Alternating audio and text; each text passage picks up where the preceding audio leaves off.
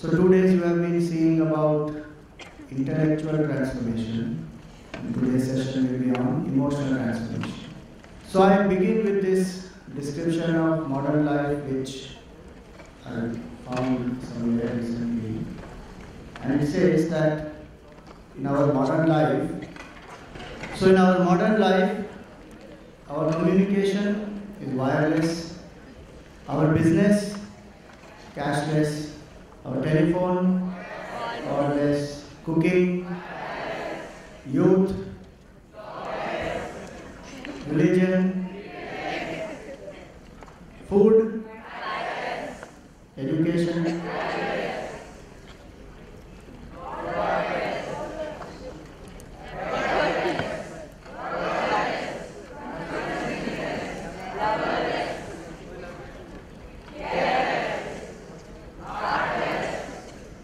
politics,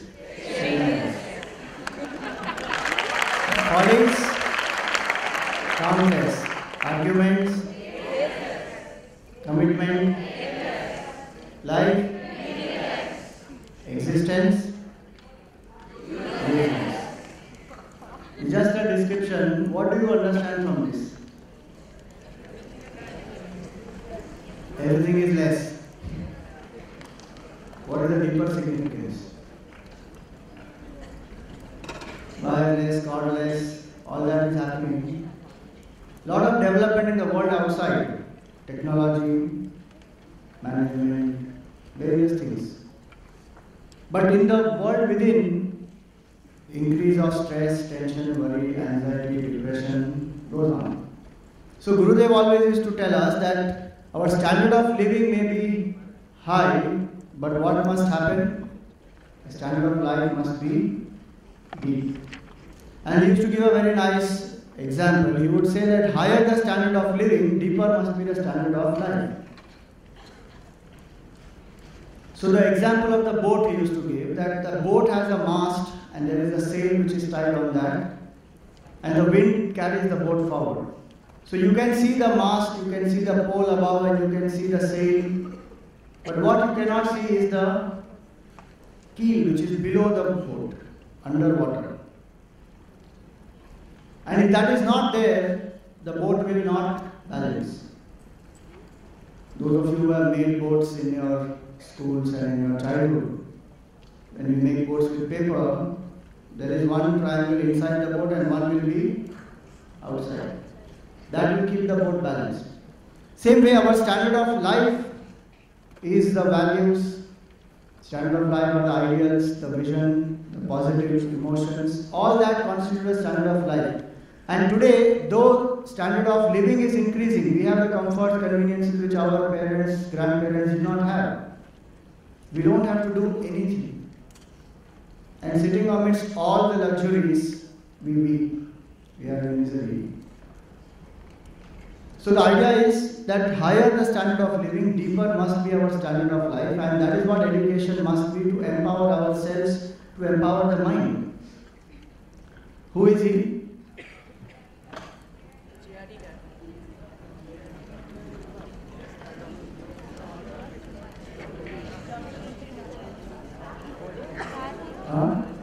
What is he? J.R.D. Tata. So many of them are in doubt. They don't know this great man. He is J.R.D. Tata, and he said, I don't want India to be a superpower. I want India to be a happy country.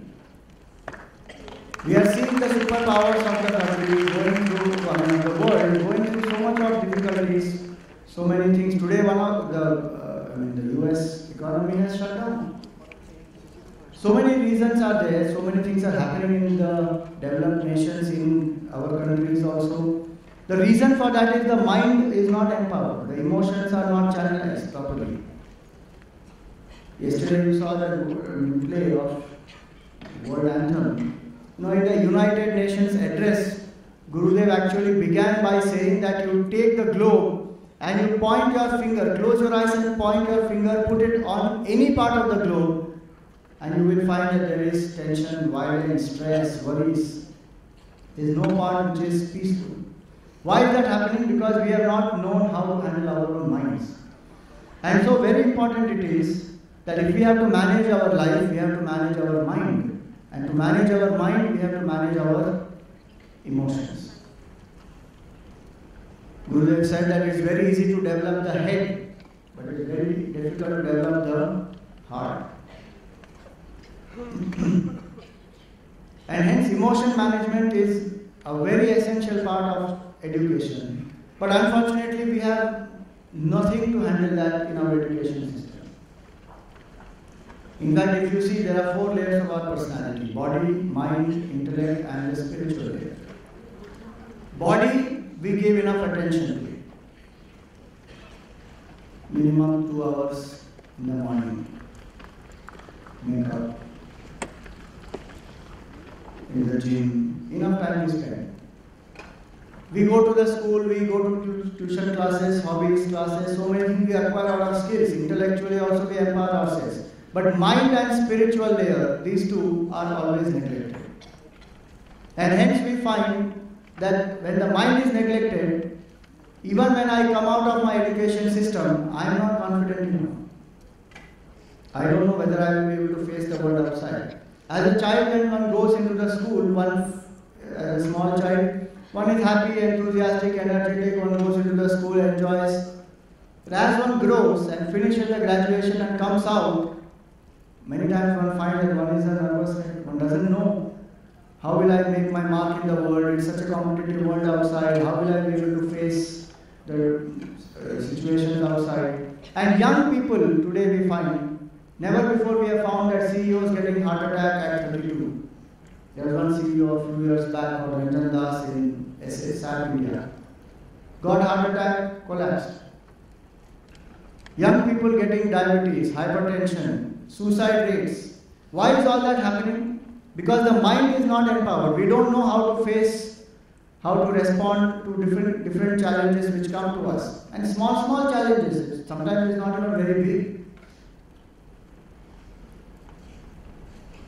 You smile at a girl, she doesn't smile back. You have low confidence. Oh my God, maybe I am not handsome. Finish. Just one little thing. And some people go to extreme. They propose to somebody and the person doesn't respond. What do? Take a bottle, become Devdas. Some people go to another extreme. They don't get a certain percentage of marks. What do? Climb up the mountain, jump. One of the reasons why we didn't allow you to go to the peak is that. Be there. No way you can jump. If you are frustrated with the cap and you want to jump, no, you don't give that opportunity. So anyway, the point is that small things, we don't know how to manage the mind, and this mind is the one which sabotages. Do you think we live by our knowledge all the time? Most of us are creatures of our emotions. Everyone knows that anger is bad. But do we live by that knowledge only? When that anger comes, what do? We forget everything, become impulsive, respond, react. And the whole outburst happens, and then one regrets, oh God, why did I do that? So life management is equal to mind management. Mind management is equal to emotion management. We must pay attention. Whatever we pay attention to, that will flourish. If we don't pay attention to our mind, to our emotions, it will not happen that positive thinking will happen on its own, positive emotions will come in our mind on their own. We have to do that hard work of removing the negatives, implanting the positives, purify the mind. All that has to be done. So Gurudev used to define the mind like this. Mind is a flow of thoughts, like the river is a flow of water. Continuously the thoughts keep flowing. And this flow of thoughts is what we call as the mind. When the thought flow stops, the mind stops. We feel, but we recognize the feeling through our thoughts. So the idea is this, that when we understand our mind, emotional transformation begins with understanding of our own mind and the emotions and the play of these emotions in our mind. So there are healthy emotions, and the mind is the seat of emotions predominantly. Feelings, emotions have tremendous power. What is required is to channelize them. So many volunteers who are seen here, day and night they are working to make this camp a success. Why are they doing it? Because they feel for the cause. That this is a noble cause, we want to associate with that noble cause, we want to contribute, we want to be a part of the team which is involved in nation building, we got inspired, we want to inspire others. So many of them have come from Chennai, so many of them from Noida, from Rajasthan, from different parts of the country. To bring people itself is a big job. Just imagine one of you gets down on the station just to drink a cool drink and you are careless and the train goes. What happens? So much of risk is involved, but still they are taking that risk. The idea we have to understand is that feelings have a lot of power. We have to channelize. The freedom fighters went ahead to even give up their lives. Why? Because they felt for the cause. Even a terrorist goes up and blows himself up. Why? Feels for the cause that he represents. Whether that cause is right or not, that direction, that channelizing is very, very important. And so emotions have a lot of power. Even realization happens based on the feeling that we have. Surrender comes about because I feel for the Lord. That is called devotion. I feel for the Guru. I feel for the scriptures. I feel. That's how surrender happens. Until that feeling doesn't come to us, our emotions will be wild. We will only be victims of emotion. But when that higher feelings come to us and that emotions are channelized, we can control all the lower emotions. So we will see more about it. So understanding here is that emotions have a lot of power. We need to channelize them. Many people think that emotions are bad.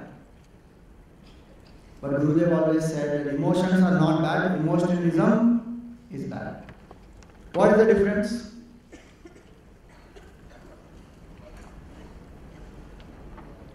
What is emotionalism?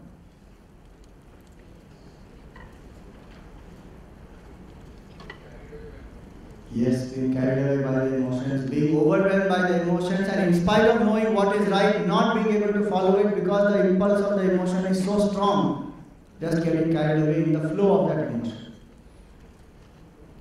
Otherwise, emotions by themselves are not bad. Especially there are these gender stereotypes. One always feels that women are emotional and men are intellectual.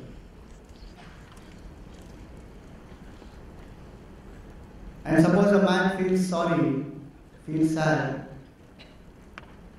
feels like crying, one will feel very egoistic about it. How can I cry in front of people? Go quietly in the bathroom and cry. Why? Because that stereotype is there, that I should not cry, I am a man. But all of us predominantly are driven by emotions.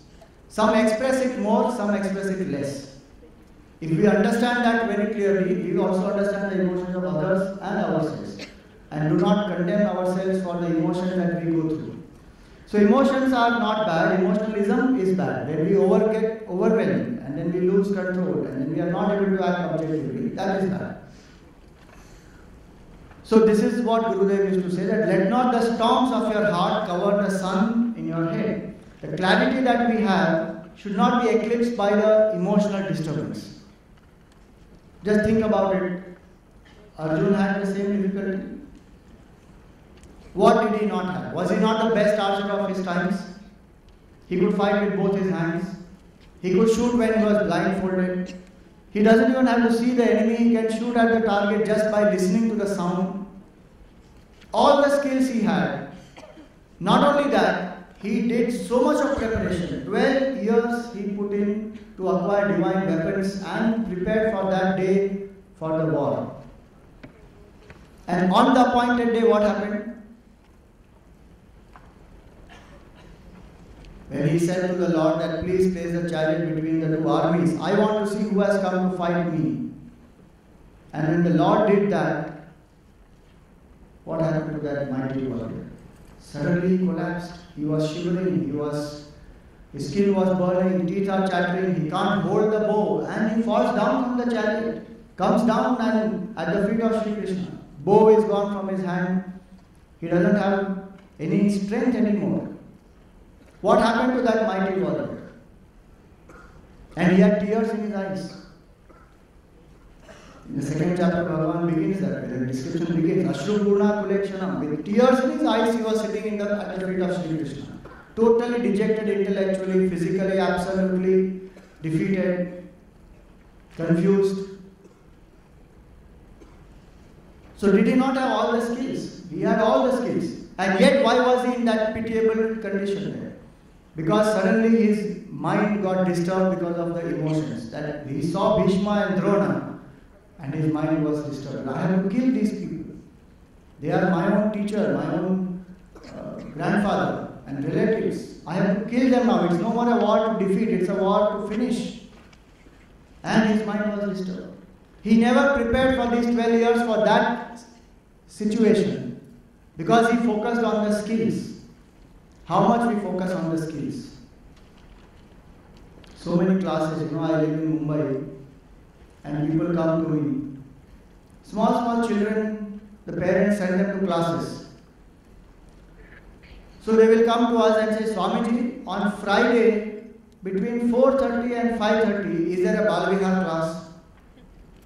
And I would say, 4:30 to 5:30 may not be there, but Saturday it may be there between 5 and 6. No, Saturday my child has to go for horse riding class. Every day is booked. One day horse riding class, one day swimming class, one day handwriting class, one day dancing class. One class every day. And after all those classes, 1 hour will be free in that one Balvihar class so that he will learn some culture and values. Because the focus is on the skills. No doubt skills are important. But what is important is the mental strength, the balance of the mind, and how do I train my emotions. Yudhishthir and Arjuna, one of the differences is that for 12 years Yudhishthir also was boiling in anger, but slowly he invoked compassion, he invoked forgiveness, he left all the dvesha for the Kauravas. So on that particular day, his mind was very steady. Very meaning of Yudhishthir is that Yudhi Sthiraha, one who is very steady, even in the most turbulent times, is Yudhishthir. So if my mind is disturbed for small little things, then I am not Yudhishthir. But in the most difficult circumstance also I can keep my mind calm. I don't allow the emotions to overwhelm me. That is the quality of a great leader also. Because if the emotions overwhelm, I can't take proper decisions. Just think about it. Arjun, what was his decision when he collapsed? Though he knew that he should fight the war, his decision was, it is better to go away to the forest and beg and live a life of a mendicant than to fight my own people. His decision-making capacity was influenced. So when emotions overwhelm, our decisions also can be wrong, and life is made by our choices and decisions. So if we don't have emotions in our control, impulsive emotions can ruin our life. Who was that football player? Zidane, who was given a red card in the last World Cup. Who was he? Just because he couldn't control that angry moment. Anger that came at that time, he outburst. He gave outlet to that. So that way, what we need to do is this. How do we control? You see so many things happening in the society. In the news you see, in the newspapers you see. Small children having guns coming out and shooting.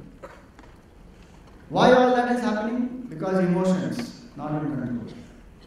So emotion management, why do we need it? You just see some of the quick facts here. 1,35,445 suicide last year. In that, Tamil Nadu tops the list, 16,927. There is nothing to clap about it. Have some discrimination. When to clap, when not to clap.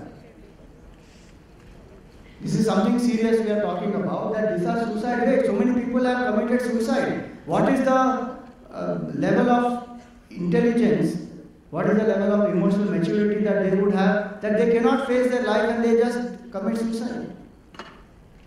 Because their mind is not empowered enough. Maharashtra follows next, West Bengal third, Andhra Pradesh fourth.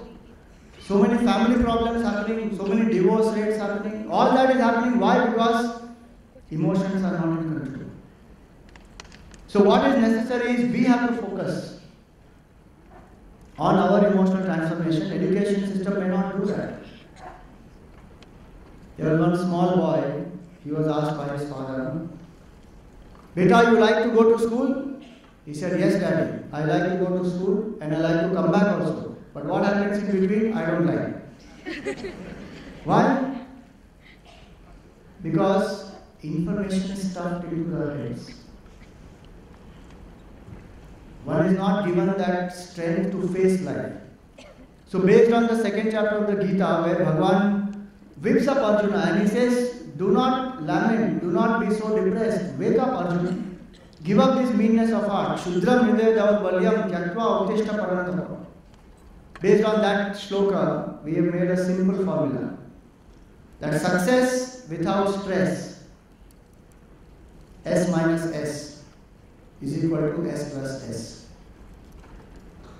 Mathematically wrong formula. But these kind of formulas are made to wake people up. So that at least they will wake up saying, "Swamiji, that's a wrong formula." Very good.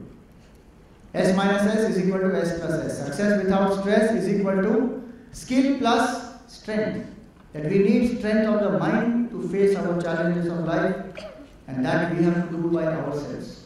Today the system is not empowered enough to give us that education. These are simple three examples. On the top is Jamshedji Tata. When he was walking into a hotel, he saw the board saying that Indians and dogs are not allowed.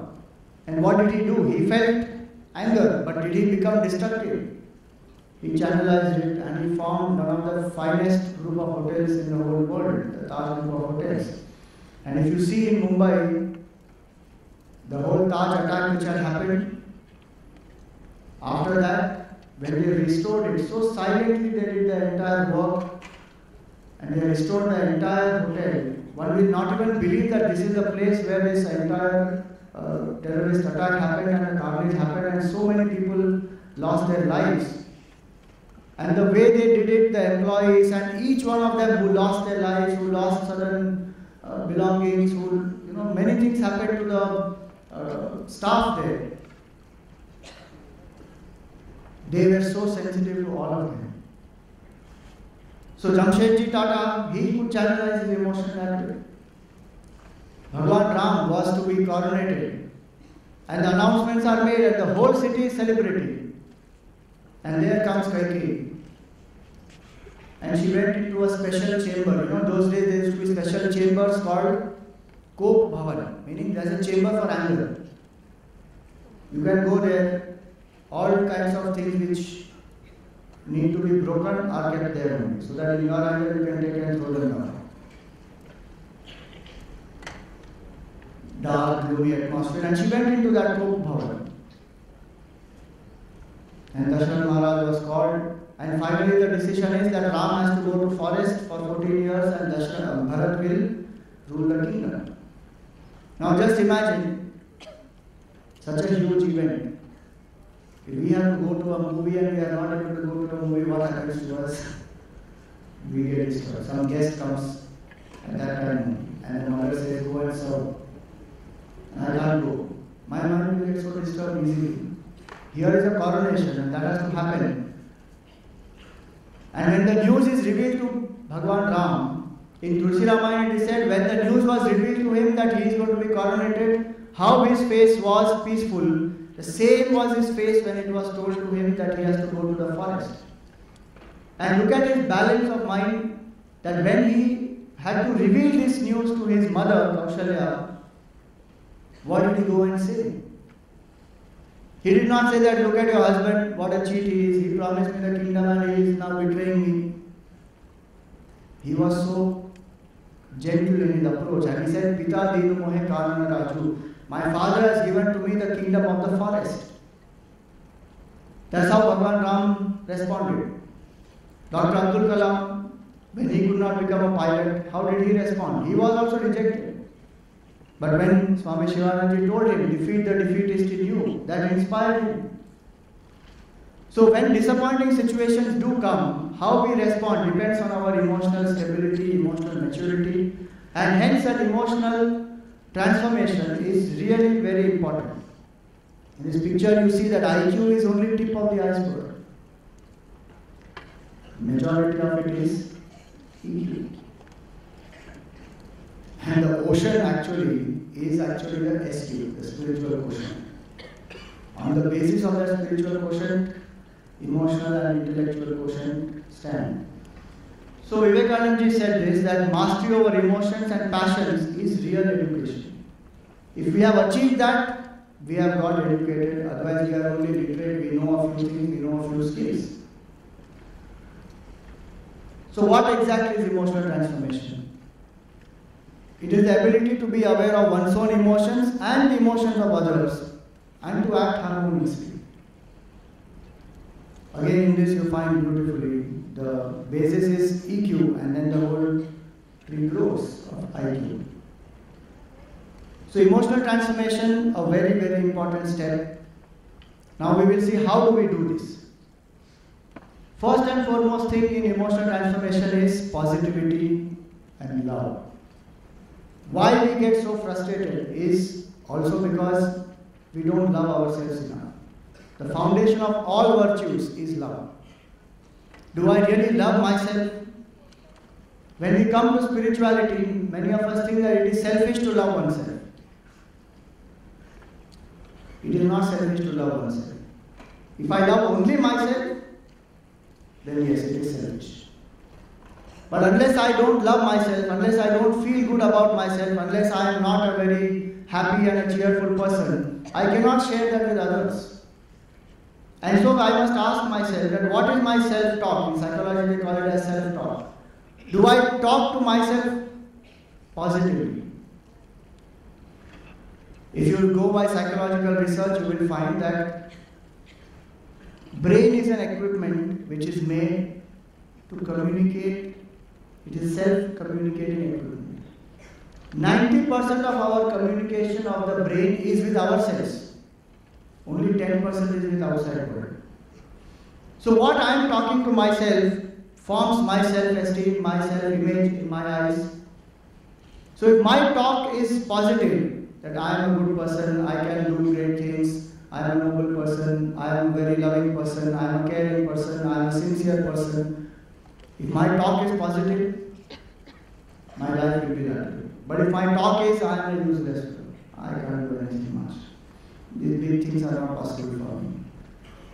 Negative is my self-talk is negative. I have fear, I have anxiety, I don't think anything worthwhile I can do. If I feel that way negative about myself, then that is a defeatist mindset. So first thing is, do I really love myself? One. Do I love myself enough? Second. And do I love myself more than my limitations? Some people grow only by finding their faults. This is not good in me, that is not good in me, this must be improved, that must be improved. One cannot accept oneself as one is. And hence one feels low about oneself. But if I really love myself, I will be aware that these are my weaknesses and I am working on it. But as a person, I feel good about myself. So first step in emotional transformation is the security comes from within. That do I really love myself as I am? When we don't love ourselves as we are, then we depend on others to love us, give us approval. That when somebody approves, then I feel good about myself. That my love is accepted and somebody is able to love me. That means I am a good person. So I am deriving my sense of self-esteem from other people. That is where insecurity starts. So if I love myself, I am happy with myself the way I am. That is the first step in emotional maturity and transformation.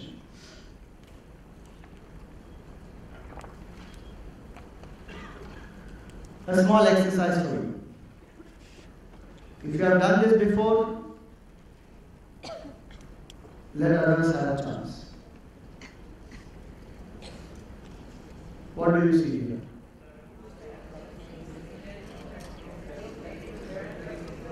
Seven plus 3 is 11. So that is wrong. Then 20 into 10 is 200, but here it is 210. Everything else, is it okay? Yes. So how many equations are there? 10 equations. How many are correct? 8. How many are wrong? 2. Where our attention goes? To the 2 which are wrong. Nothing wrong in noticing that. But our focus should not be on that. Out of 10 equations, 8 are right, 2 are wrong. But if our focus is only on those 2, same thing happens to our personality. When we live in the world, so many good things we have, but we are not aware of that. And few flaws or few mistakes are there which we have done, or few things are something which I need to change, which are not appropriate. My focus is only on that. So emotional strength comes from the feel-good factor which I feel about myself. And so that happens when I look within. That what are my strengths? What are the things that I love about myself? What are the things that are so positive about myself? What are the blessings that the Lord has given to me? That is the first point in emotional transformation. Such people who are not able to love themselves, you will find that they are emotional victims.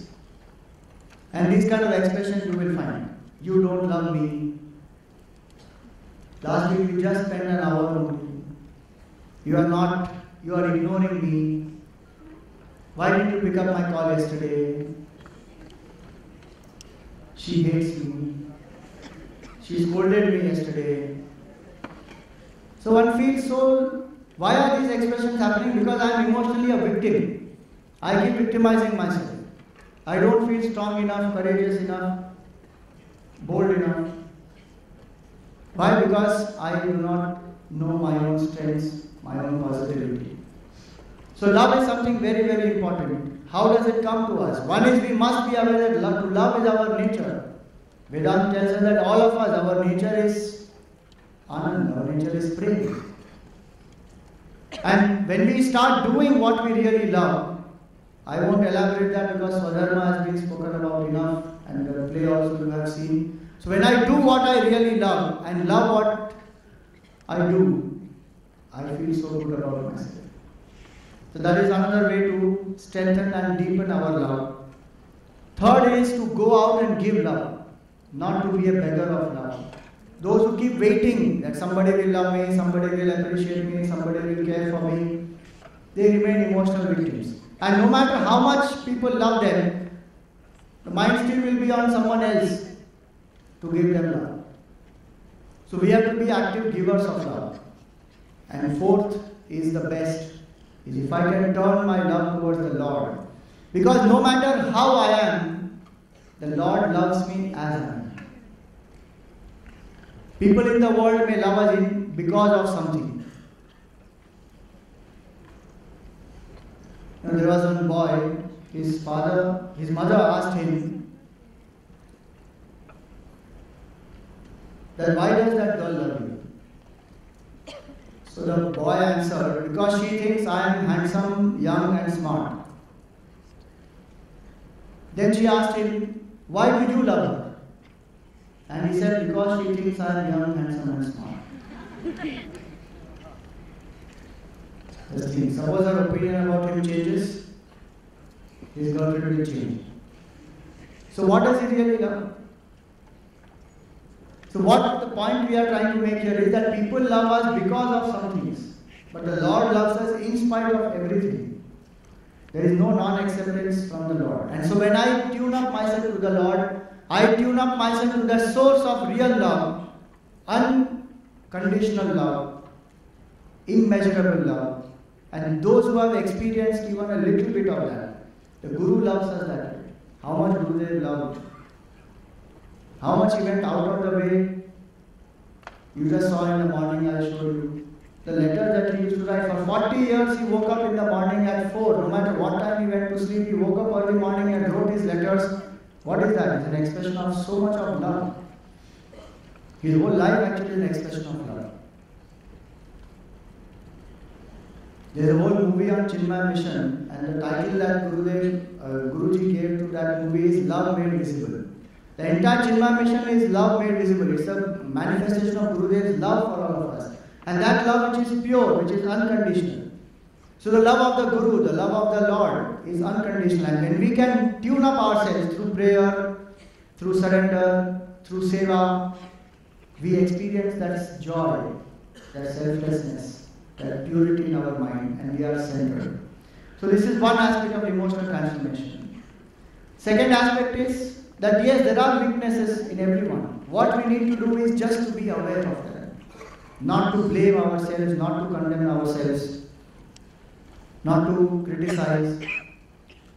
So there is a small thing that you can do to yourself, a small exercise you can do for yourself, where in your hand is that capacity to motivate yourself. How? This is the way you do it. You can bend your thumb. I am not perfect, but I am fine. You tell yourself, I am fine and I will bounce back. No matter what has happened to me in my life, no matter what difficult situation may be, I may have lost my balance of mind, but I will bounce back. So I am not perfect, but I am fine. That way, if I know how to bounce back, ordinary things will not make me disturbed. Recognizing my weaknesses, I can work on it and bounce back. Third part is the impulsive emotions. The real culprit is this. The 6 emotions which are there, the negativities of the mind, kama, krodha, lobha, moha, mada, matsarya. These 6 negative emotions of the mind are the impurities of the mind, and when they overwhelm us, any one of them, we lose control. So what we have to do is be aware of them, be aware of the root cause, which is attachment, and start working on them. That's what the Lord did in the Gita. He empowered Arjuna's mind.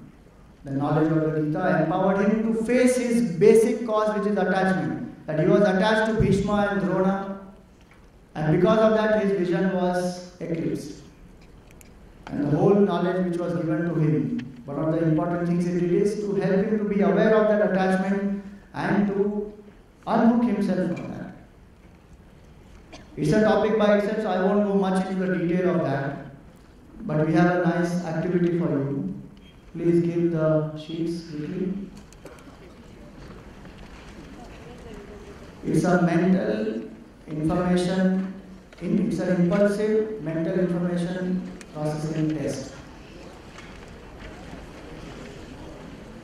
Don't start when I tell you that you start. Some of you have already done it. Be silent. Let others do it. Pause.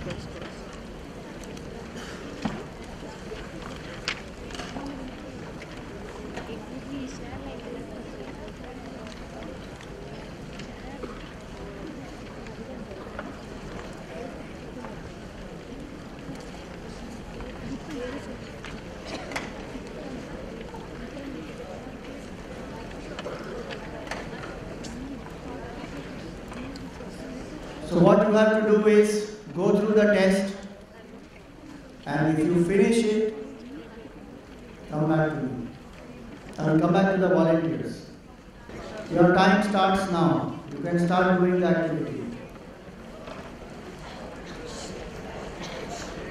Some of them would have already done it, so you just take the sheets from them.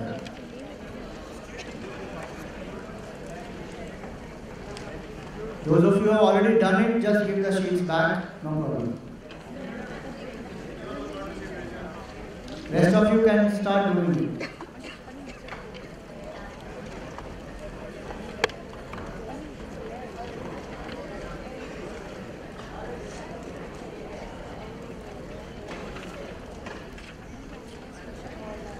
What is mentioned there, you should be able to do. Don't have limitation and don't hold back. Do.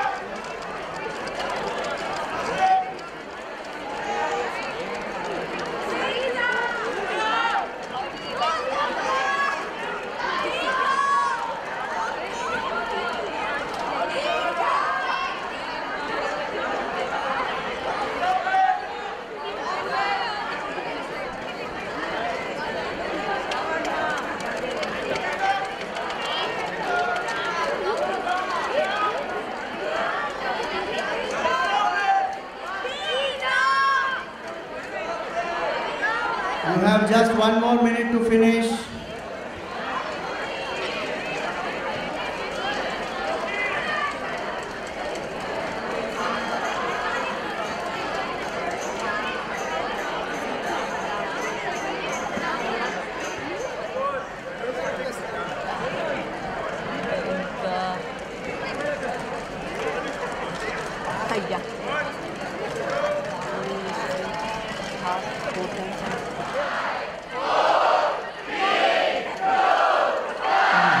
Stop.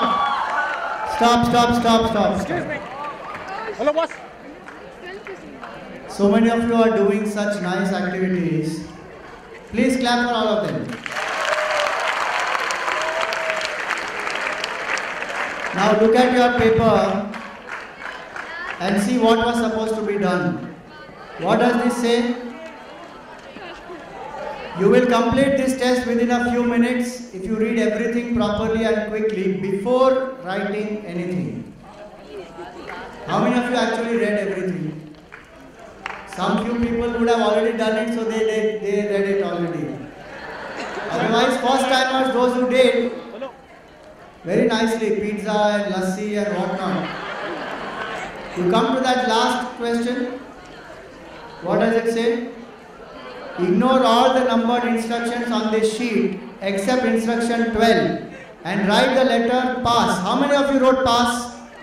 Please give them a big hand. Because they have completely failed.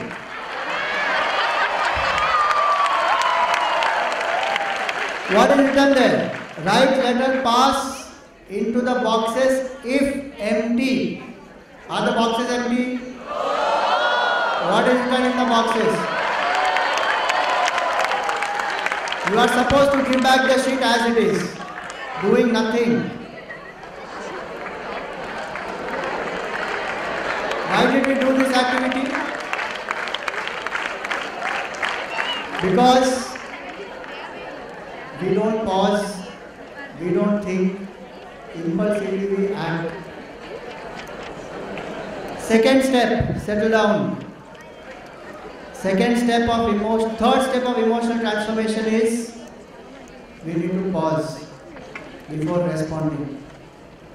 Pause. So these three lights which are there, red, green, yellow and green. Every time you see a traffic light, let it remind you that I need to stop, think and then respond, not just impulsively keep doing. Imagine this is our condition with this. In examination, what does it happen? How does it work? We just start seeing and start writing. What will happen to us? Emotionally also, how much we respond like that, without thinking, without pausing. The gap between the stimulus and the response is what is called pause. We have to step back from our own mind, wait for some time to give the best response. Such a person is called as Partha. Partha means one who gives the best response at all times. From Arjun, he became Partha when this knowledge was given to him, whereby he could hold back his reactions. He did not impulsively quit. He held back his reactions, the knowledge was given to him, he could change his decision objectively and do his duty. So how do I pause? A few points here. When impulsive emotions arise in us, I can breathe deeply. That will give me some space. Because when emotions are impulsive, breathing is very shallow. I can chant a mantra to divert my mind from the emotional impulse.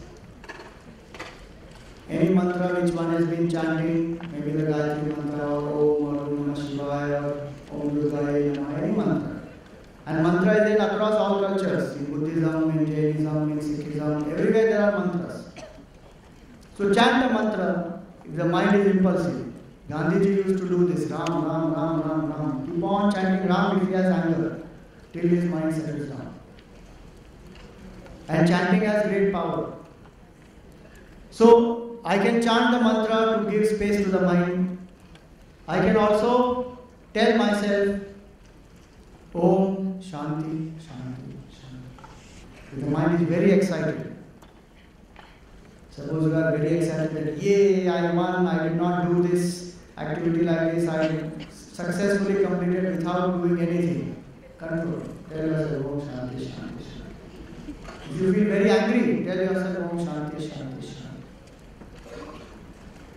But don't use this mantra on others. If they are angry, don't tell them Om Shanti, Shanti, Shanti. If you do that, you will experience real Shanti in your ears. One shot you will get. So don't tell that to others. Use it for yourself. Om Shanti, Shanti, Shanti. If you have fear, impulsively you are very scared. You don't want to go up on the stage. You don't want to talk, or you don't want to open up and mix with new people, you don't want to venture into the darkness, some fear is there. Then there is a very nice fear mantra. Do you want to know the fear mantra? Mantra to become fearless. So then sit erect. Close your eyes. Breathe slowly and deeply. Take a deep breath and tell your mind, Om Karejaya Namaha. That is the mantra. Chant Om Karejaya Namaha, Om Karejaya Namaha, Om Karejaya Namaha. Invoke courage in your heart.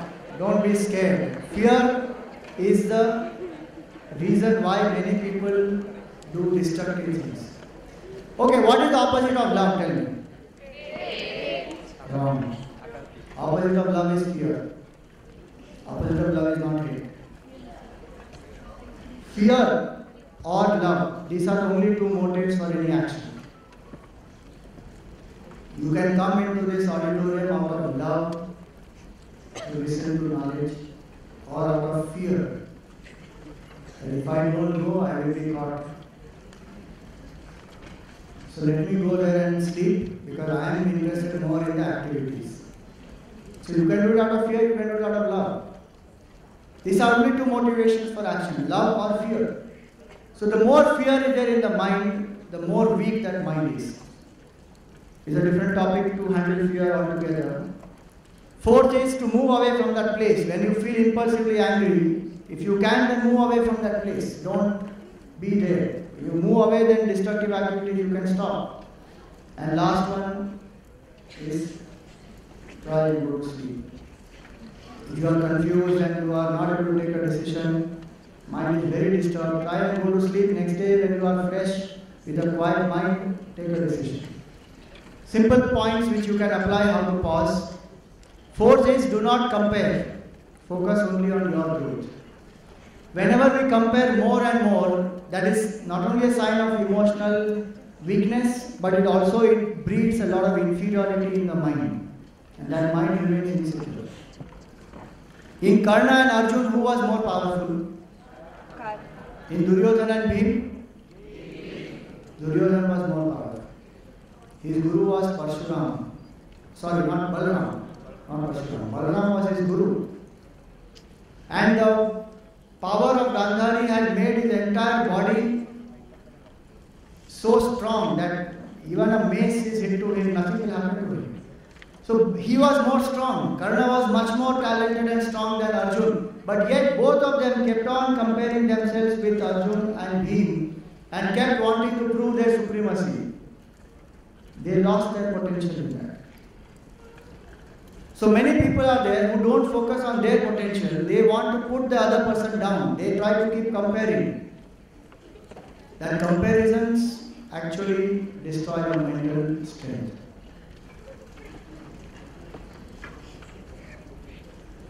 In Sachin Tendulkar and Kambli, both of them, their teacher is the same.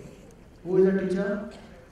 Ramakant Achrekar. And if you see the statements of Ramakant Achrekar, he says so clearly that Kambli is much more talented than Sachin Tendulkar. Where is Sachin and where is Kambli? Why? Because the inferiority and the comparison that Kambli kept doing. So in an emotional strength, what is important is to center oneself in one's own strength, one's own mind, one's own goodness. Not to compare that this person has an iPhone 5, I have only iPhone 4, so I am so... What nonsense. Things make us worthy. We have to focus on our strength. That's why in our Upanishad it said, Atmana Vindate Viryam. Strength comes from the self. Not only the Supreme Self, but from our own mind also.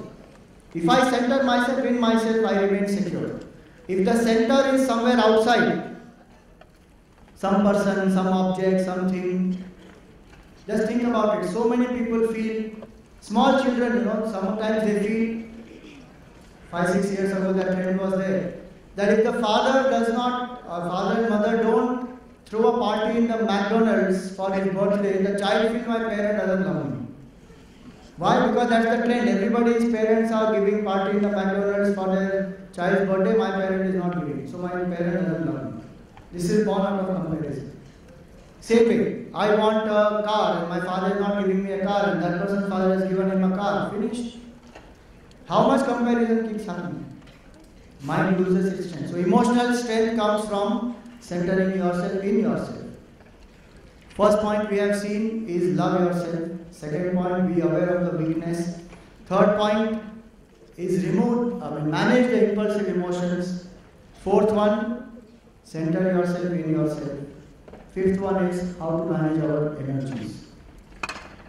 Our Guruji says this, that few people are tired by work. Majority is tired just by the thought of work. This many books I have to study. This many emails I have to clear. No, I can't do that. This many files I have to sign. No, not possible. Chalo, chalo, we can. So the person feels tired just by thinking. That's why they have a term called Monday morning blue. What is Monday morning blue? Because in the weekends, one has indulged so much and weakened oneself that thinking about the work that is there awaiting on Monday morning, one feels very stressed. Oh God, again I have to go to college, again I have to go to office, again I have to do this work. Because the mind is tired, just by thinking. So why is that happening? Because mind's energy are not conserved. Okay, last activity for today. 6 volunteers who have not done this activity, come up. 3 boys and 3 girls. 1 boy, 1 girl from each place, from each of these sections. Quickly. Someone who has not done this activity. 1 boy, 1 girl. Quickly. Yeah. So many. Just 6 people we need. How many from Tarapur? How many of you are here from Tarapur? 1 person remaining. Yeah, you can remain here. So 3 girls we have called. So rest of you please go back from Tarapur. 1 boy in front, 1 boy here, 2 of you here. Only 6 people are required. Yeah, come on. 3 girls, right? Yeah. So one of you will have to move. Yeah, you please move. Only 3 girls. Right. Come near the bottle. Activity is very simple.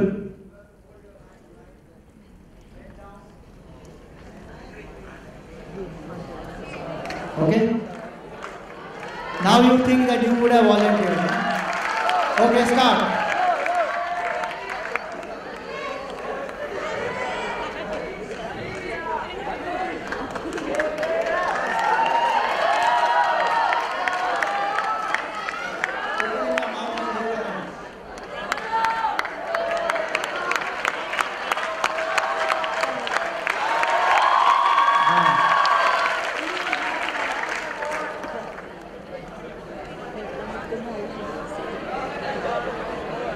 Done? Over?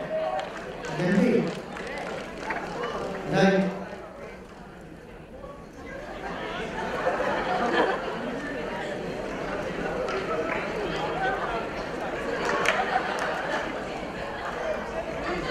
Okay, third also done.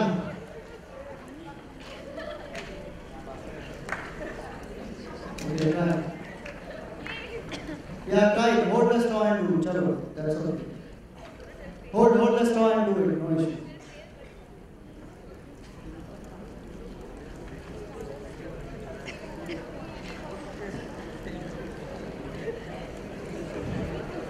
Try.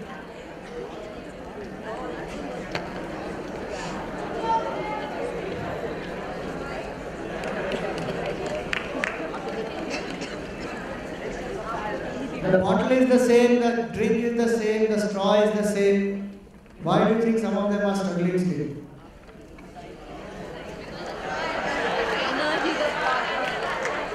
Yeah? He is not sitting. So straw is not the same, straw is the same. All the straws are the same size. Remove your straws.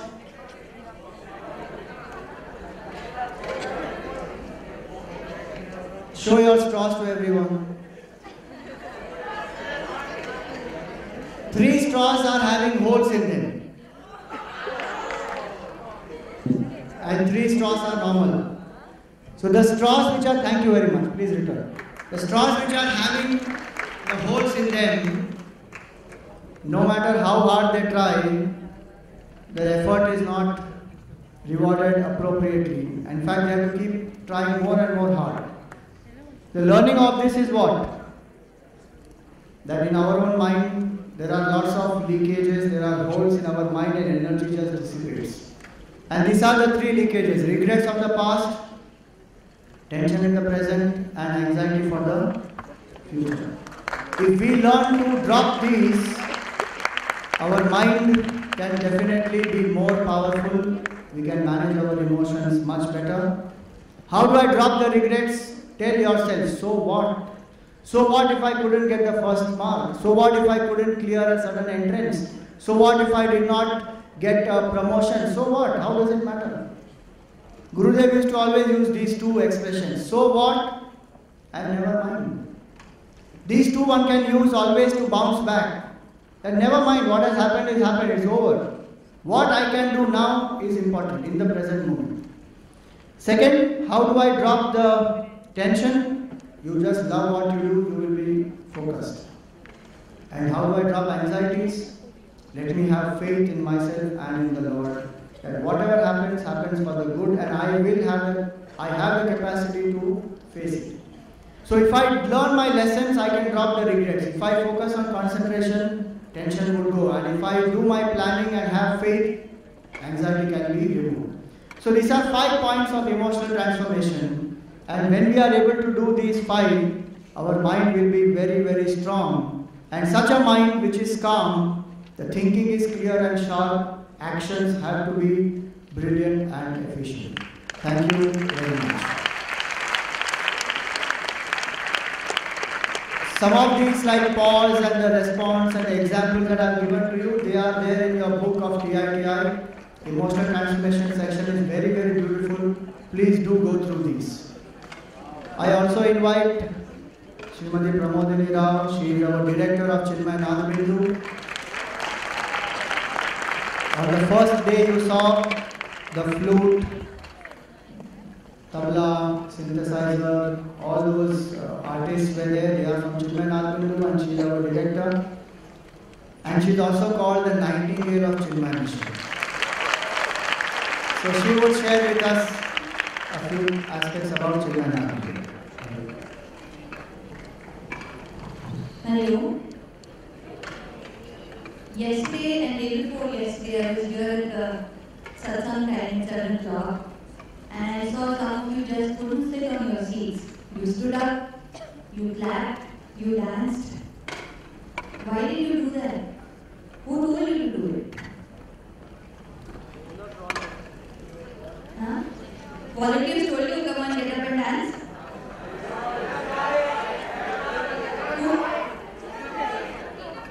Did you want to do it or were you forced to do it? You wanted to do it.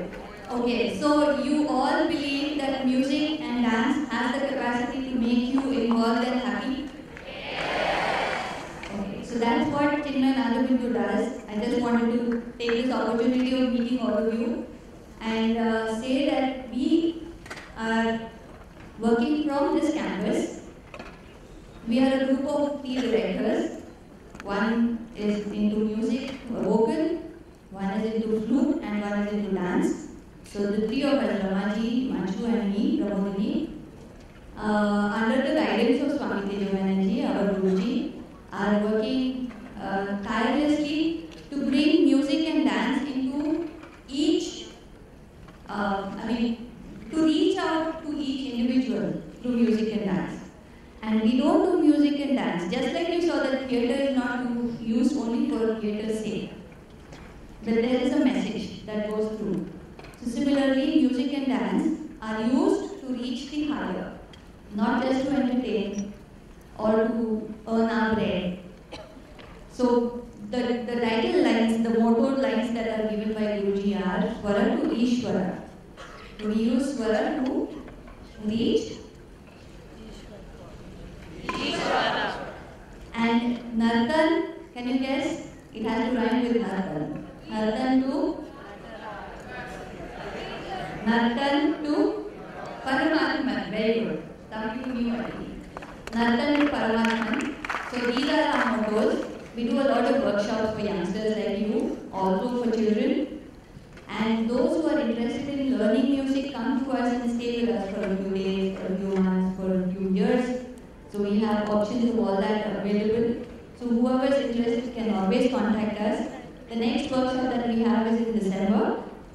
It's going to be for a week from 15th to 21st of December. We're going to teach vocal singing, flute playing, tabla playing, as well as Bharatanatyam. So if anybody is interested, it's a 7-day course, so you can always come. In January next year, from the 6th to 10th, we have a bhajan workshop. So it's a 5-day stay over here where you learn to sing different kinds of bhajans and reach Ishwara. Okay, so these are our programs that we have. Also, I must tell you about our CSR project. It's not corporate social responsibilities, but it is Chinmaya social responsibilities. We teach music to the nearby school children and they learn free.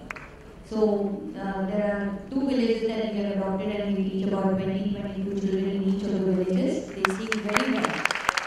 Maybe some other opportunity will bring them here to sing for you. So thank you very much for the time given. Thank you so much.